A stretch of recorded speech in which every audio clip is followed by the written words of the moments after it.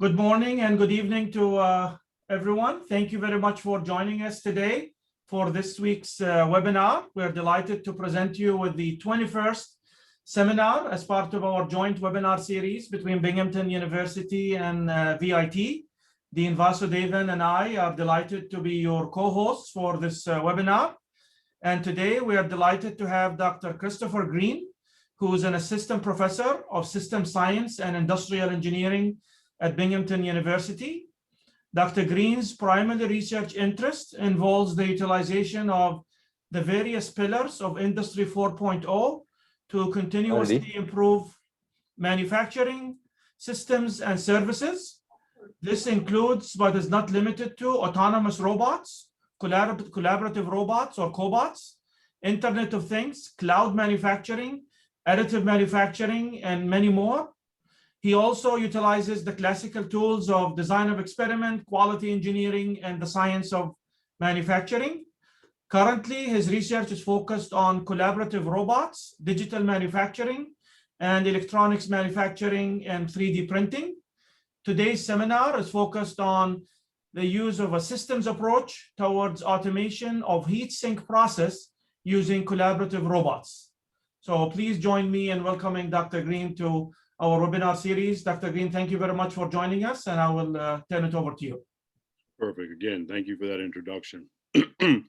As you can see, he did mention what the topic of my presentation is going to be today. Just as a brief agenda, I'm going to start off giving a little background on Industry 4.0, and then basically go into the specific research that was conducted at a contract manufacturer on automating the heat sink assembly process. I'll finish with a conclusion and then have some ideas for future research or some future tasks in mind. Just to start, as many of us are aware, we are in the fourth industrial revolution, better known as Industry 4.0. It's this whole concept of intelligence being added to manufacturing and services. Typically, depending upon which source that you use, there could be anywhere from 9 to 11 pillars of Industry 4.0. When you start to look at cobots or cobotics in general, typically we're looking at the autonomous robots, the artificial intelligence, because that's inherently built into a cobot. And I will define again what a cobot is as we move through this.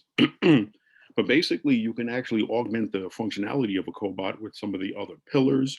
Although this research specifically concentrates on one application, my overall research involves other pillars of Industry 4.0 used in conjunction with cobotics.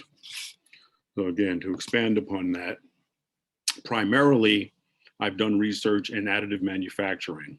But now my focus is on primarily the autonomous robots, namely the cobotics.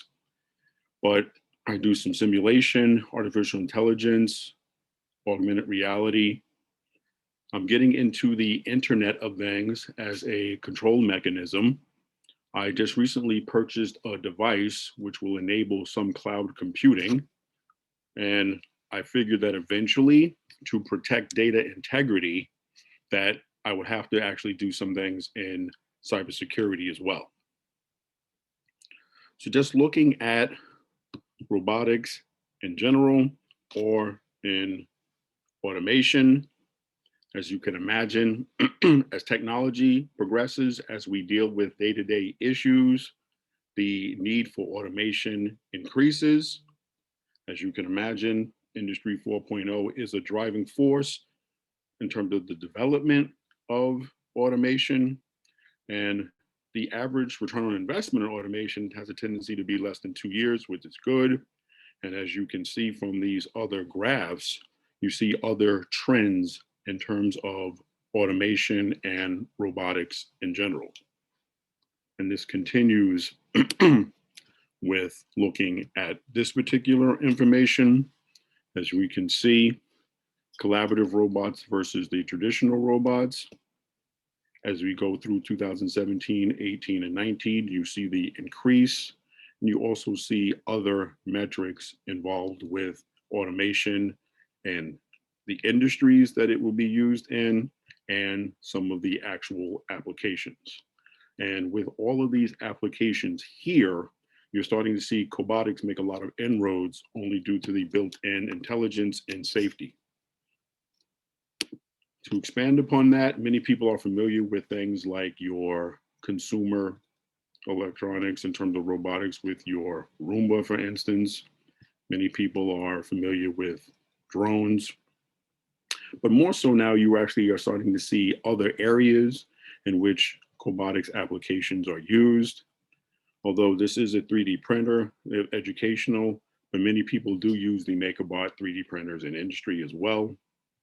And of course, my main focus is in the industrial in terms of manufacturing and services. Humanoid robots or cobots tend to have a lot of popularity only because they do resemble that of a human.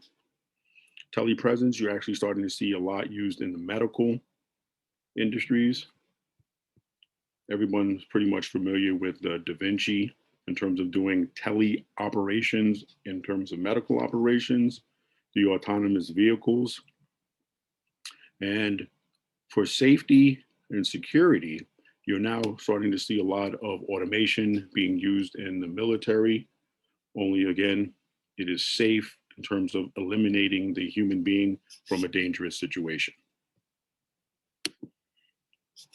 And just looking at the difference between your typical industrial robot and your cobot, your industrial robots are typically designed to work in place of a human being. In other words, it might be a task that a human being cannot perform, or it may have other reasons. They typically work entirely without human intervention. You set up an industrial robot, you program it to do something, and you let it alone, and it does it. They're relatively difficult to operate and program, and of course, relative being a relative word. Designed for your heavier applications in terms of payload, they tend to be able to have high speeds, but they do require a lot of safety mechanisms to avoid any type of catastrophes. As opposed to the cobots, which are designed to be used with human beings working in a shared workspace, they can actually assist human beings in repetitive, dangerous, tedious tasks. They are relatively easy to operate and program. Many of them actually use the technique called lead-through programming, where you are physically able to guide the cobot to the point at which you want it to move and then save that movement. One of the disbenefits, if you will, is the fact that they tend to be like slower. They tend to have a lower payload than your industrial robots. However, they do have built-in safety mechanisms, whereas if they sense the presence of a human being, they will actually stop, which makes them very safe. My primary research overall is basically using the pillars of Industry 4.0, as was mentioned in the introduction, to aid the overall continual process improvement and effectiveness of manufacturing and service industries. My goal is basically to try to implement all these pillars in areas where have not yet been realized, and again, for improved effectiveness. And of course, if you do make any type of changes within manufacturing and or services, you do have to monitor the improvements to ensure that it is the same, if not better, than the original process. I do have a senior design team that does a lot of research in cobots, and this just gives you a little background, if you will, into how this one particular cobot operates.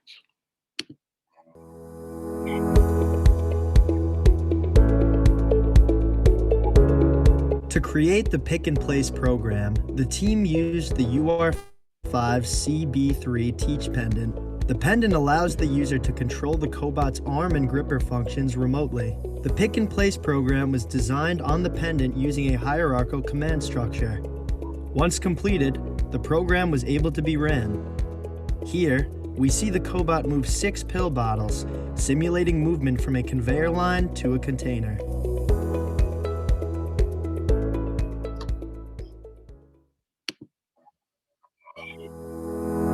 of course, that video basically just shows some of the work, again, that my senior design team is working on, but it did show the Cobot. It did show the fact that it does use a hierarchical proprietary programming language to physically program it. And it is relatively easy after you learn that proprietary language, but you did see the smooth operation, you did see some of the accuracy, you did see some of the repeatability. Now, to look specifically in the electronics manufacturing application, typically when we start to refer to electronics manufacturing, we're talking about your electronics manufacturing service or your electronics contract manufacturing, where you have companies that design, manufacture, test, distribute. Basically, they provide the service of being competent in electronics to be able to manufacture. And looking specifically at the heat sink attach, basically, the overall goal was to convert a mechanical manual process into a fully automated process using the Universal Robotics 5 Cobot. Reason why I call it a mechanical manual process is although the process was manual, it did have some mechanical aspects to it. Just to level set everyone, I gave the definition of a heat sink and the dual inline memory module, because these are the components that we're actually going to be looking at in this particular effort. Here you see the CAD drawings of both the heat sink and one of the tools used to do the heat sink attach process. So again, we're looking to automate the heat sink assembly process of a memory module using Cobotics.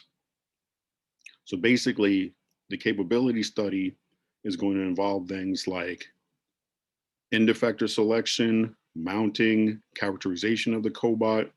But of course, to talk first about the two components you see here, you have a heat sink that has its dimensions. The material is made of copper.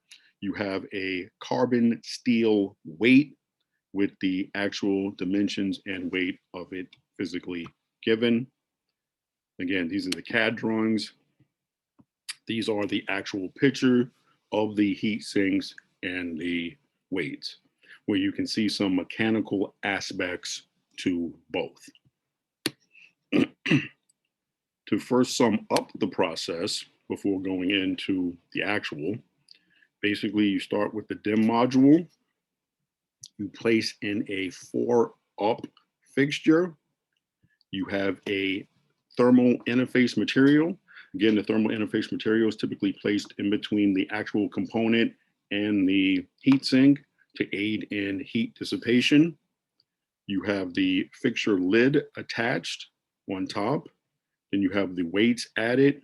And then of course you have the final assembly with the DIMM module and the heat sink. So just in pictures, you start with the differential DIMM. You have placing this assembly into the fixture.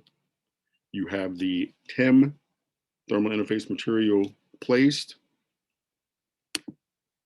You have the fixture lid attached, the heat sink and weights placed. Then you have the actual final assembly. So basically, you have the effective adding of the heat sink. You have the thermal interface material. You have the application of the TIMM material, the placement of the heat sink spreader on the package of the weights. You have the curing of the thermal interface material. All of this is actually involved, from the setup to the dispensing, to the placing of the heat sink, to placing the weight on top of the heat sink, to allowing the weight to sit on top of the heat sink for a predefined amount of time to aid in the curing. Then of course you actually have to remove the weight. Then you have the actual final assembly.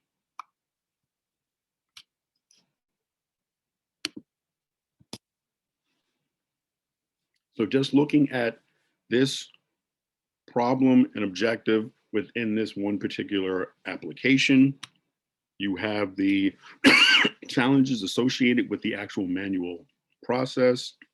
Of course, the manual process would involve human beings physically performing the task. Of course, it's going to involve the man hours. There's going to be a high lead time involved with using human operators. There actually could be some type of manual errors. And of course, if you free up the operators from doing this particular application, they could actually be utilized in other application areas. So basically, again, we want to automate the heat sink process using the UR5 Cobot. I just went through the heat sink assembly process, but this is the process that you want to physically have your high repeatability, your high accuracy, your high productivity, and of course, reduce man hours required. Like I said, you can free up the operators to do something else. And of course, to do this research, there have to have been the need. You have to design the tools that are going to be used. You have to actually apply the end effectors to the risk of the Cobot. And of course, you want to characterize the Cobot in terms of your process capability and any other type of statistical applications to verify what it is you're doing. And of course, you want to understand any type of dimensional variabilities or variations that may be in the part. And of course, you're modifying anything to do with the process to be able to physically complete the automated task. In terms of the research methodology, again, this was work done in conjunction with a student that was physically at the company. He actually did a very good job in developing a research methodology where he divided it into 4 phases, where basically he wanted to start with just understanding the UR5 in terms of the functionality, the programming, being able to demonstrate its ability to pick and place accurately. Then of course, we have to look at the selection of the actual end effectors that were physically going to be used. In this case, it would be a custom vacuum gripper, for instance, and another piece designed to put on an end effector. And of course, when you do all of this, you have to do some type of quality control. So we looked at some process capability studies, some characterization of the measuring instruments. We looked at dimensional variation within the heat sink.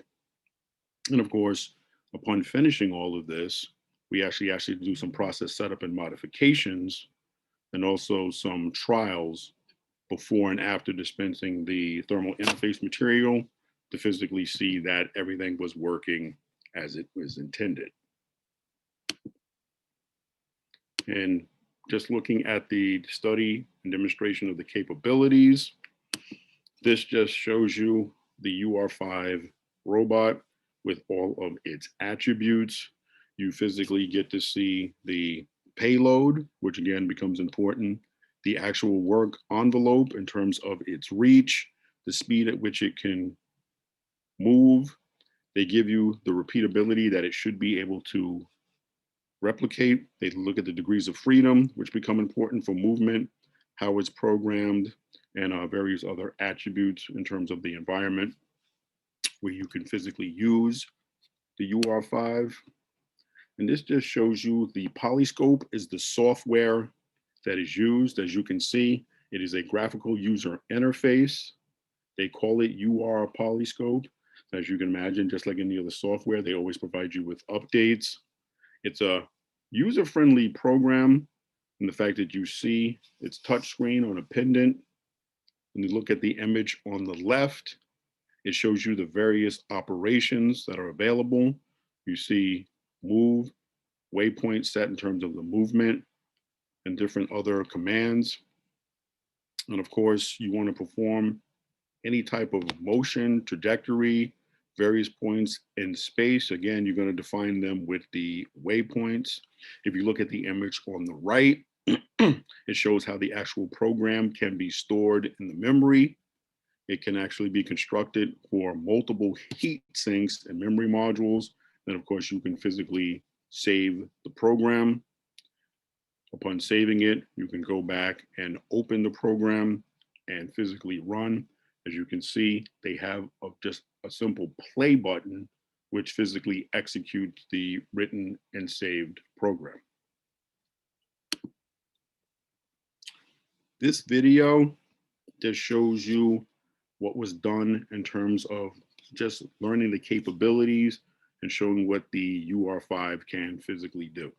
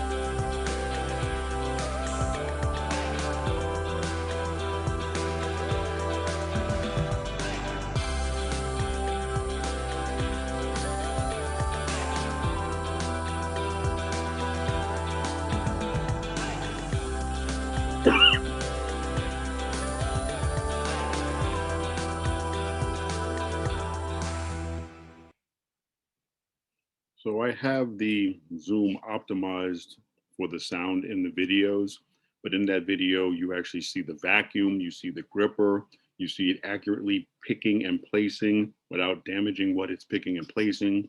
You see it accurately going to locations in a repeatable fashion. So that just basically shows some of the capabilities in terms of the UR5 Cobot.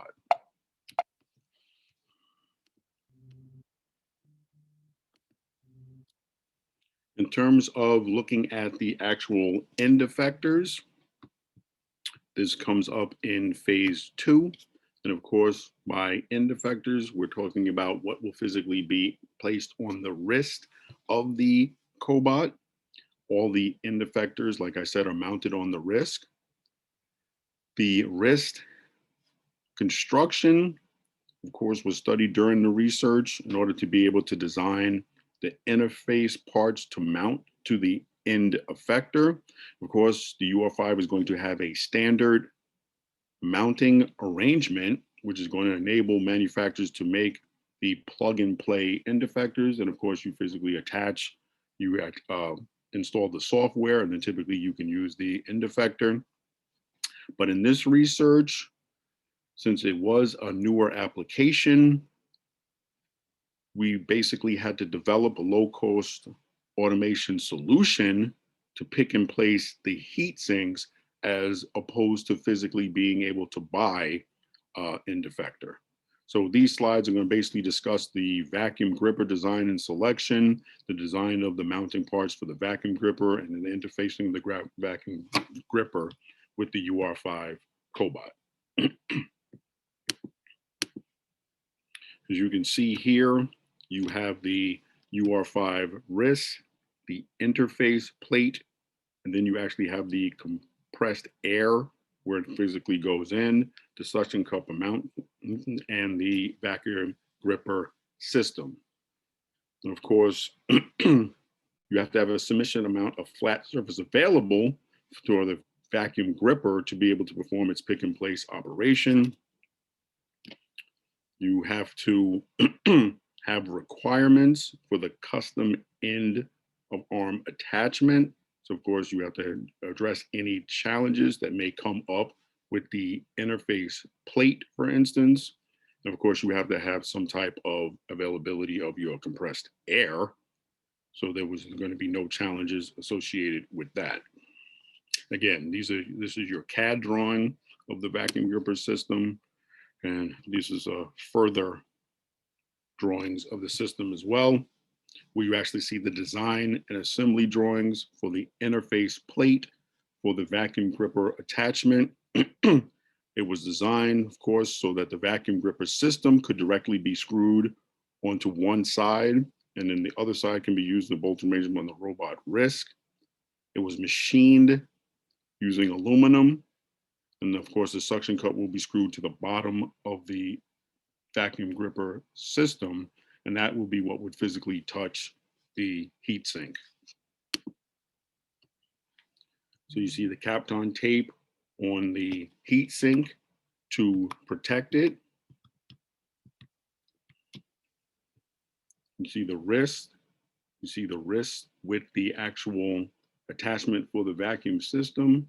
And then you see the actual Cobot with the vacuum system attached and the physical heat sink as well. So just a schematic, you have the input in terms of the air supply. You have the pressure regulator for the fluctuations. It's going to regulate the fluctuations in the input of the air supply. You have the valve control in terms of using to ingest the input air supply. You have the solenoid valve, which is going to be connected between the input line and the output line to turn the vacuum on and off. You have the solenoid valve here connected to the digital input card inside the UR5. Of course, you're going to have to physically be able to turn it on and off. You see the actual teach pendant where you physically have to connect everything. And of course, you have to program this using the UR5 or the UR Polyscope software that's going to physically be on the teach pendant. So this just shows you how you go about connecting the pneumatic and electrical connections to be able to physically use the vacuum gripper system. To move forward with the two-finger Robo-T gripper, for the most part, with universal robotics cobots, they typically recommend that you use the Robo-T grippers on campus. In my lab, as you saw, I have a Robo-T gripper, and at this particular facility, they also use the Robo-T gripper, where you physically see you attach the mount to the UR5 wrist, and then you physically are able to plug in the Robo-T gripper. You can see that it does have the electrical wire that you use to power the gripper. There's software that you physically have to input into the teach pendant of the UR5. When you initialize the UR5, basically you have to initialize the Cobot, but then you also have to activate the gripper so it can actually be used in operations. If you notice in this picture here, there is an attachment onto the Robo-T gripper. And that's one of the modifications that physically had to have been made. You see in this picture what the modification was physically made for. The modification was made to physically be able to pick up the weight that is used in the heat sink assembly process. Basically, the initial Robo-T gripper did not have enough holding force to be able to pick and place the 1 kilogram cylindrical weight. So some design and modification was done in order to increase the holding force of the gripper. So these external attachments were actually designed and built and attached to the existing Robo-T fingers. And of course, some trials were done to make sure that it could accurately pick and place. This is basically what I was talking about earlier. When you physically have the gripper, you see where you have to initialize the gripper in terms of being able to utilize it. And then as you step through the program, you also have to physically input how the gripper is going to be used within the Polyscope software. And of course, this just shows you, again, how you interface the gripper with the Polyscope software to be able to use it in a program. And looking at the end effector, of course, when we're talking about an end effector, again, we are talking about the gripper application. And basically for this particular application, we had to use a dual end effector attachment, because basically to be able to automate this, you had to have one end effector to physically be able to pick up the heat sink. Then you had to have another end effector to be able to pick up the cylindrical weight. With a single end effector, of course, you cannot do both. So in order to physically solve the challenge of physically having to pick up the heat sink and the end effector, dual end effector was designed using the dimensions and geometry of the UR5 wrist. So the actual end effector could be mounted and utilized for this particular application. Again, we were looking at both the two-finger gripper and the vacuum gripper mounted directly on a dual end effector attachment. This just shows the actual CAD drawing, but interestingly enough, until we were able to physically get an end effector attachment, we 3D printed the attachment and actually were able to conduct some successful trials. So as you see here, the end effector was 3D printed in terms of the attachment. Here you actually see the final assembly. The 3D printed one was actually used in some trials, and it did successfully work. And of course, you actually get to see the final assembly being used here. So it was interesting how some 3D printing CAD was used initially to test feasibility to see if the operation would physically work. Just looking at the phase 3, when we actually start looking at the quality control aspects of it, as you can imagine, when you look, the end effector selection design is important, the programming of the Cobot is important, and of course there's other technical aspects, but you don't want to overlook the quality control aspects to make sure that everything was working as it was intended. For instance, you want to look at the placement accuracy to make sure that it actually is meeting the tolerances. You could have variation within the input parts or the heat sinks, the measurement system. There could be problems with the Cobot itself in terms of variation in placement accuracy. So basically, all three of these were physically looked at in this particular study.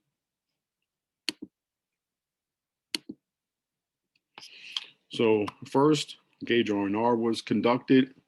We had 3 appraisals. We were measuring the dimensions of 10 heat sinks. And basically, given the data and the calculations, we concluded that the gauge is capable of measuring the required dimensions. And of course, you always have to do some type of gauge R&R on your measurements. Then, of course, we wanted to do some comparing the precision of the measurement with the total variations. So basically, we took the measurements of a single heat sink 30 times. We calculated the standard deviation, and we actually used the precision tolerance ratio. And just again, looking at the formulas, we got the specifications from the engineering drawings in terms of what the heat sink should be in measurements. And as you see, the actual precision tolerance that we actually calculated was 0.176, which is between the 0.1 and the 0.3, of which they say the gauge is capable. Of course, in most of the literature you look at, it's going to say that it's acceptable of measuring the required dimensions.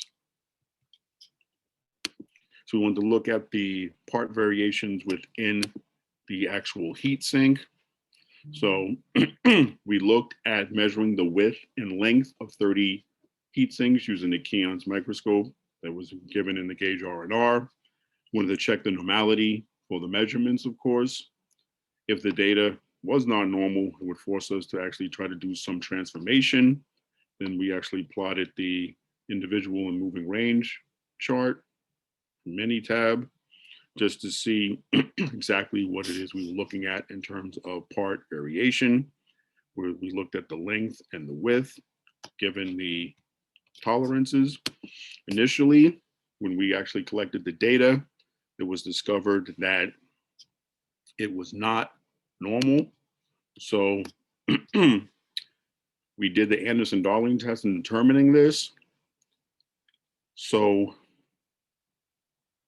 to physically be able to continue with our analysis, we used the Johnson transformation in Minitab. The beauty of Minitab is it has a methodology by which you want to determine or transform data into normal data. There's a way by which Minitab can actually pick the method by which to do it. None of the other transformations worked, but Minitab was able to successfully transform using the Johnson transformation. And using the Johnson transformation and looking at the 30 measurements, we then were able to plot both the height and the width of the heat sinks. We did observe that using the control charts, that no point was observed as being out of control. However, in looking at trends and patterns within them, you do have some concerning runs where you have consecutive points above the center line. Also, you have consecutive points beneath the center line here. And of course, your basic quality knowledge tells you that you should be somewhat concerned about these particular runs. However, again, no point was observed to be out of control in terms of being above the upper control limit or beneath the lower control limit. Again, this is using the Johnson transformation data. We also looked at the process capability report within Minitab, and you can see none of the points were observed to be out of the specification limits. And of course, the specification limits were also transformed as well. And we were able to determine that the Cobot was physically capable in terms of the heat sink, I should say, is physically capable in terms of its variation within its weight, width, and length dimensions. And now looking at the actual Cobot itself, again, that was from the heat sink. Now just looking at the Cobot. Basically, this is an interesting study, if you will. In layman's terms, basically what happens is the literature tells you that you can actually set up a gauge to where the Cobot should physically hit the gauge at the same point in a repeatable fashion. So you can actually set the gauge to where you actually want it to be with the cylindrical weight, as you see here. And as it hits the gauge, you can actually determine whether or not it is accurately hitting the same spot repeatably again, and the gauge will actually measure by which you set up the difference of where it is actually hitting. So this is actually an interesting study that was determined from looking at the literature. Of course, I described it, so it's a lot more technical than how I described it in terms of how you actually want to do the specification limits and how the two-finger gripper should be aligned in terms of the axis and the location of where it should actually be hitting.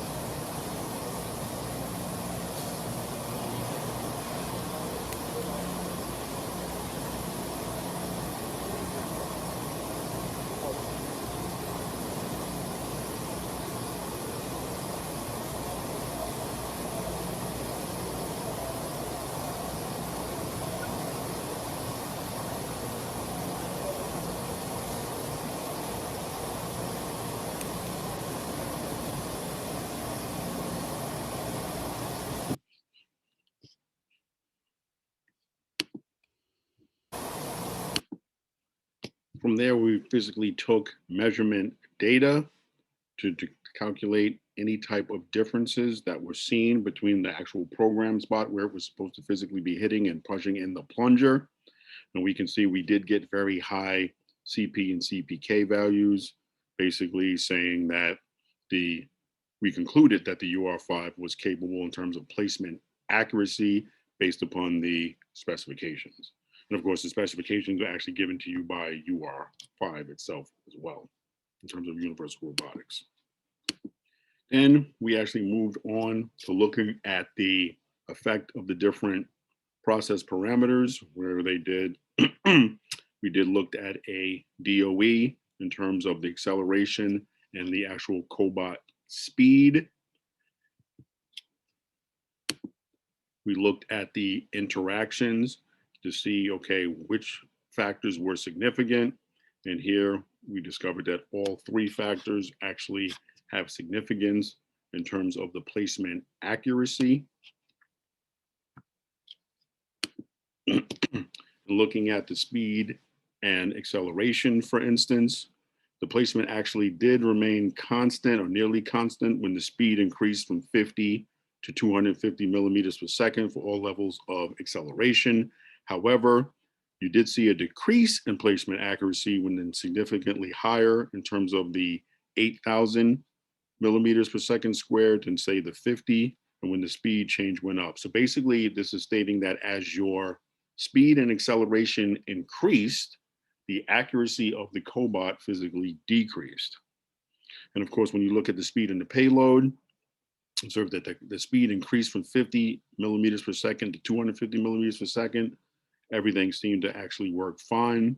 But again, when you actually started to speed everything up is where you actually had issues. And of course, that increased, that also was shown when you actually looked at the acceleration and the payload. So lastly, we actually wanted to look at physically doing some trials. Now we physically had the design of the two end effector attachments. We had the gripper with the cylindrical placement to be able to pick up the cylindrical weight. We had the vacuum attached to physically be able to pick up the heat sink without damaging it and placing it. So now we wanted to physically look at the overall process, where you physically see the vacuum picking up the heat sink, placing it in the tray, and then you actually see the weight actually being placed onto the heat sink to allow for the curing. And of course, this is the entire setup where you see the heat sink, you see the actual weights, and you see the attachment, of course, where the dual inline memory module is placed.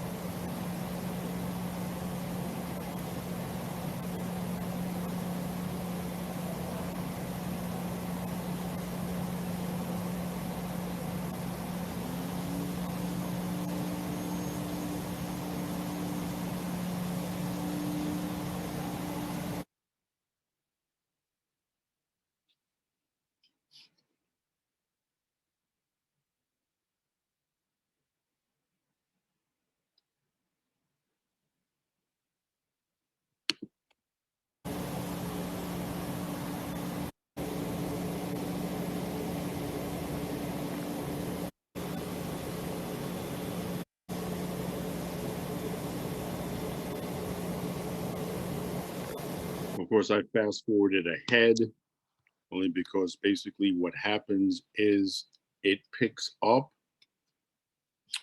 all of the heat sinks and then places them. Then it picks up all of the cylindrical weights and then places them. As you can imagine, there is some cycle time that's involved with doing that particular operation. Again, that was before the TIMM material was dispensed, and you notice that was actually using the 3D printed attachment. Then, of course, we also looked after the thermal interface material was attached. Again, looking to make sure that the full developed operation could accurately pick, place the heatsink and the cylindrical weights for this overall process. Again, I'm gonna fast forward this video as well.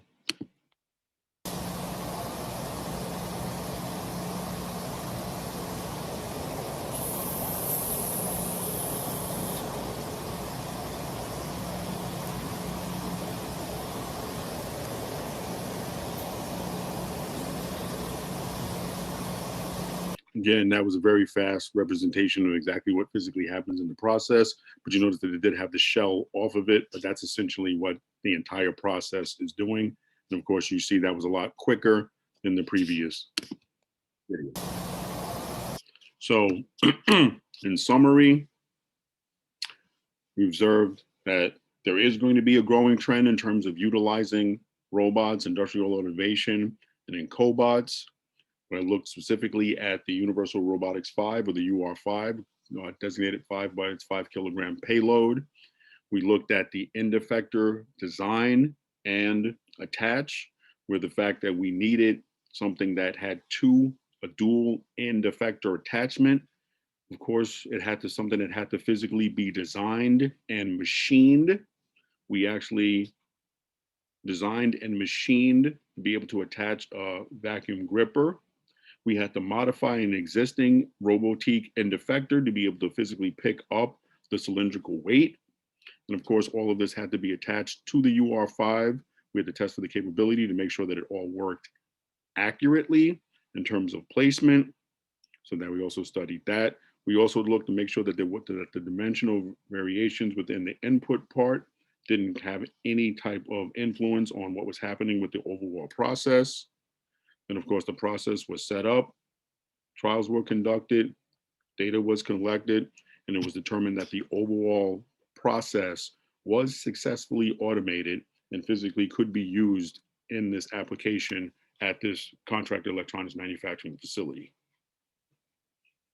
In terms of future work, this is something that I'm physically working on myself on my own, not necessarily related to this application, but the addition of a vision system can, of course, be used to help any process. I mean, you can expect whether or not the adhesive is dispensed correctly or not. You can inspect the accuracy in terms of the placement process. You can develop some type of flow chart in terms of closed loop control if everything is not working correctly, to physically be able to go back and look at things. And of course, you can also add sensors to do this as well, to aid with the vision. And just in general, as you can imagine, this is just a general roadmap of how things can actually be used in robotics, because of course, now we're going to have vision, we're going to have sensors, we're going to have other utilization of Industry 4.0 techniques, we're going to have new gripper technology. I mean, even in this, we demonstrated that as engineers for a particular application, you yourself can design and construct different technology that can be utilized with the cobots as well. And this was actually a good example of that. This just shows how cobots are going to be a growing application. And these are some of the industries that they're physically going to be used in. I myself have actually looked at, again, this is an electronics manufacturing example. I'm looking at also automated pharmacy solutions. I've also actually talked to some fast food companies in terms of some of the robotics that they're actually looking to use, which is something that's not on here. So you actually do see food and beverage. So the whole concept of using cobots in manufacturing and services is going to be a growing trend, as you can see here, starting from 2017 all the way to the prediction within 2027. Again, that's all I have. Thank you for coming to this particular presentation, and I will take any questions that anybody may have.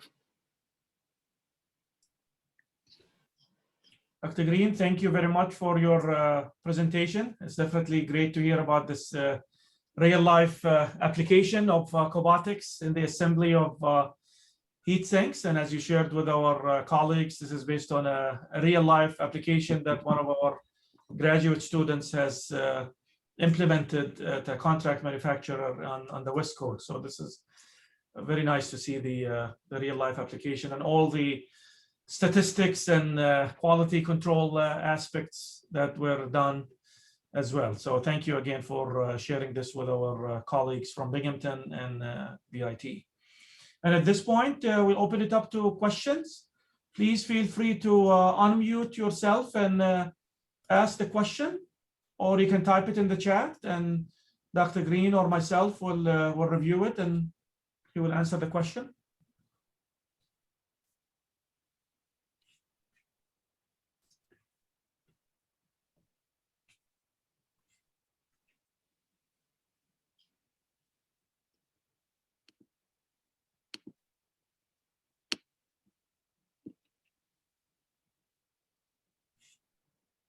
I know anytime people start seeing robotics and automation, they think science fiction, and they get too awed to ask a question. Of course, I'm being facetious. Yeah. If anyone does have any questions, by all means, feel free to ask. Yeah. Good morning, Professor Greene. This is Prabhu, a graduate student here at Binghamton. Wonderful presentation. My question is about the speed with which the cobots work and whether they are suited for industrial manufacturing. I think you had shown that if the speed of the operation increases, there is some error rate. So would that be a constraint when this is scaled up for mass manufacturing, especially assembling heat sinks on the top of semiconductor chip assemblies, where tens of thousands of such assemblies have to be done on a daily basis, if not even on an hourly basis. So what is your thought on that? Well, for this particular operation, it's not physically done in an online in terms of an assembly line. This is actually a separate application. So being the fact that it is a separate application, typically what was happening was a human being would actually be on a table doing all of this stuff themselves. So the cobot is actually slightly faster than how the human being itself was doing it. But the main thing, the benefit of the cobot was the accuracy, the repeatability, the lack of errors that were happening when the physical human being was doing it itself. Now, you would still need a human operator to oversee the cobot because, as we know, all processes have some type of inherent drift. But in terms of this one particular application, since it was a standalone operation, it was actually, in terms of speed, accuracy, repeatability, it actually turned out to be beneficial to actually have the cobot do it. Now, in general, when you start to look at cobotics, people have a tendency to utilize them in areas where A, a human being physically cannot be, or B, to work in tandem with a human being. I always like to give the one example with Volkswagen, where they actually have a UR5 set up to put the glow rods for a diesel engine. Typically it was done manually, but how they had it set up, the human operator would back up and hit their head on an overhanging piece of equipment. So with the UR5, it could go underneath the overhanging piece of equipment, place the glow rod, and then come back. And of course, you didn't have to worry about it ever hitting because it was actually programmed to follow that path. Now, of course, the human beings sometimes would forget that the overhanging piece of equipment was behind them, so they would hit their head. Okay. Yeah, thank you. Thank you, Prabhu. Dr. Greene, there is a question in the chat. How do you plan the path and energy management for your application? What do they mean by energy management? The audio is disabled, and he cannot hear the chat. Oh, all right. Well, I'll type something in. Okay. Okay. Nice. I will also ask. Of course, these cobots do run on just, there is no special attachments in terms of being able to, you just literally plug it into the wall. You don't have to have any special attachments in terms of electricity. So that's actually good. But in terms of just programming, again, you use the teach pendant.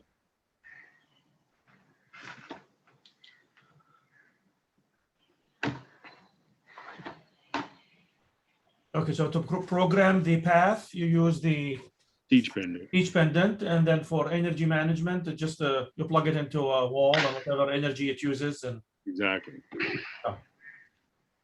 Right, exactly. Again, it's just everything is just literally plugged into the wall. It's you don't have to have any special attachments, any voltage regulators, anything. Just regularly plug into the wall, and everything physically runs basically off the electricity, and it's controlled through the teach pendant. So in that regard, you don't have to worry about any type of special programming, special attachments. You don't have to do anything quote unquote extra to be able to utilize these particular cobots, which is another reason why cobots are gaining a lot of popularity, if you will, because I know with some industrial robots, you do have to have some type of modifications in terms of power to be able to operate them. Whereas with the cobots, for the most part, they are sufficiently big enough where you don't have to. So that's actually good. Thank you, Dr. Greene. Good evening, sir. Yes, I'm Dr. Kalirasan from VIT University. Yes, sir. Please go ahead. So recently, in 2019, we purchased the universal robot, the same robot for our campus.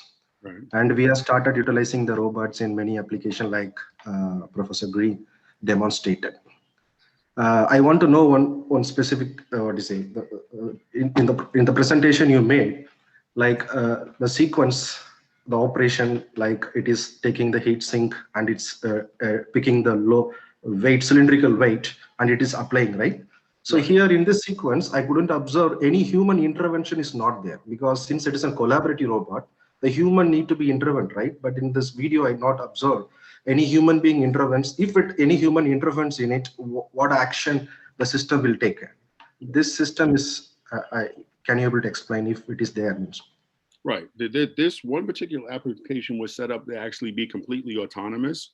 Whereas with the way I envision you can do this, for instance, is you probably could set up where you have multiple actual fixtures are set up around the cobot. And basically what could happen is, again, you saw how the fixture held 4 of the dual inline memory modules. You could set them up around and then also have the weights in the heat sink, and the cobot could physically go around and pick and place all of them. However, in my opinion, just knowing what I know about in terms of robot equipment doing drift, in terms of over time, basically you can have a human operator physically there to watch the application. But like you did say, this one, you do not necessarily need a human being to physically do anything. However, okay, it might be doing some replenishment of heat sinks, for instance. It might do some replenishment of the actual dual inline memory modules. This is going to be a continuous operation. So in terms of level of collaboration, right, this one seems more autonomous than other applications that you may use cobotics for. But that's just the design of this one particular application. However, a human being can physically be in the work envelope because of the safety that's inherent with a cobot. Thank you, Professor. I have one more question too. you have the nearly 4 numbers of cylindrical weight, right? So Right. all the weights are similar weight, or it will vary based upon the heat sink. The cylindrical weight, I saw in the video 4 cylindrical weights are there. Right. So all the weights are similar, or it will vary. Right, because basically with this one particular application, it's the same heat sink and the same dual line memory module. It's just the fact that they have a 4-up, they call it a 4-up panel where you can put 4 of the dual line memory modules in. So yes, it uses the same heat sink and the same cylindrical weights. Although, right, you did see that there in application, of course, there are other heat sinks, so they did have other weights. But for this one particular application, it's the same heat sink using the same cylindrical weight. Yeah, thank you. Thank you. Thank you. Thank you, sir, for the question. Any other questions from our colleagues from Binghamton or VIT?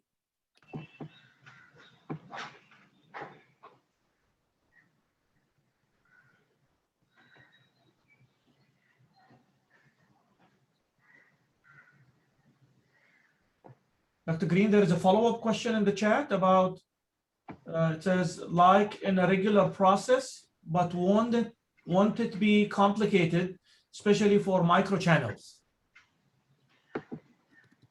No complications, okay. Thank you.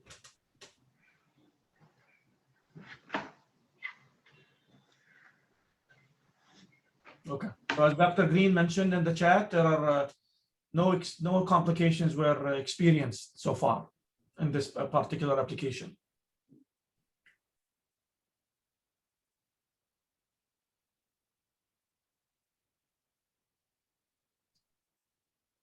Okay, excellent. Well, in the interest of time, I would like to again conclude the session and thank Professor Greene for the great presentation to introduce this applied work for the use of cobotics in the assembly of heat sinks. It's definitely greatly appreciated, and we're glad to hear that our colleagues at VIT, have a similar system there, and they're exploring other applications as well. So, Dr. Greene, on behalf of Binghamton University and VIT, thank you again for your contribution to this seminar series. Thank you. Thank you. Thank you, everybody, for listening. Thank you. Thank you. And before we conclude, I just would like to briefly show the abstract for next week's presentation. Okay, so next week we have a presentation from one of our colleagues at VIT on the futuristic modeling strategies for additive manufactured multi-material structure. And this will be presented by Dr. Suga Vanaswaran from the Department of Design and Automation. Again, 1 week from today, 8:30 a.m. Eastern Time and 6 p.m. India Standard Time. And it's on April 1st. So this is not an April Fool's event. It's a real event. It will take place. So thank you again, everyone, for joining us today, and look forward to seeing many of you again next week. Yeah, thank you very much, Professor Muhammad. Thank you, Professor Greene. Thank you so much. Thank you very much to all of you. Thank you. Thank you. Thank you. Have a nice day. Bye. Thank you.